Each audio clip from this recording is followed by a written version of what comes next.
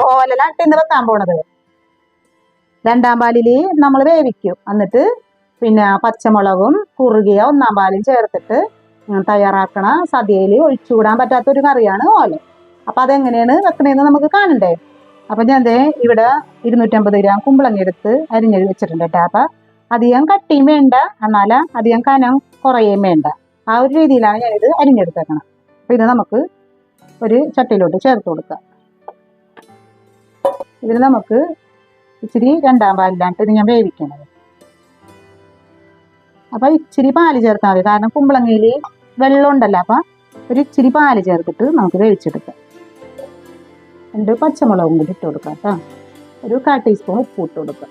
ഇതൊന്ന് നമുക്ക് മൂടിക്കൊടുക്കാം. അപ്പം നമ്മുടെ കുമ്പളങ്ങ വെന്ത് വന്നാന്ന് നമുക്ക് നോക്കാം. അപ്പോൾ നമ്മുടെ കുമ്പളങ്ങ വെന്ത് വന്നിട്ടുണ്ട്.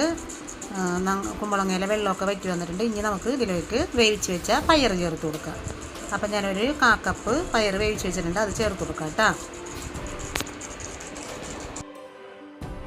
പയർ ചേർത്തിട്ട് നമുക്കൊന്ന് മിക്സാക്കി കൊടുക്കാം. ഇനി ഇതിലേക്ക് നമുക്ക് കട്ടിയുള്ള തേങ്ങാപ്പാൽ ഒഴിച്ചു കൊടുക്കാം.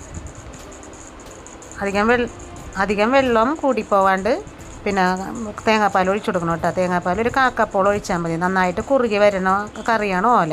എന്നുവെച്ചാൽ സദ്യക്ക് നമുക്ക് വിളമ്പേണ്ട കറിയല്ലേ, ഒരു സൈഡിൽ വിളമ്പേണ്ട കറിയാണ് ഓല.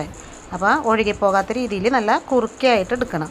അപ്പോൾ ഒന്ന് തേങ്ങാപ്പാൽ ഇട്ടതിന് ശേഷം ഇത്തിരി കറിവേപ്പിലയും ഇട്ട് കൊടുത്തിട്ട് ഒന്ന് പയ്യൊന്ന് ഇളക്കിയെടുക്കുക. തിളച്ച് പോകരുത് കേട്ടോ. തേങ്ങാപ്പാൽ ഇട്ടതിന് ശേഷം തിളക്കരുത്. അപ്പോൾ പയ്യൊന്ന് ചൂടാക്കിയെടുക്കുക. ഇതിൻ്റെ കൂടെ പച്ച വെളിച്ചെണ്ണയും ഒഴിച്ചു കൊടുത്തിട്ടുണ്ട് കേട്ടോ. എന്നിട്ട് നമുക്ക് ഒന്ന് ചൂടായി വന്നതിന് ശേഷം സ്റ്റവ് ഓഫ് ചെയ്ത് മൂടി വെക്കാം.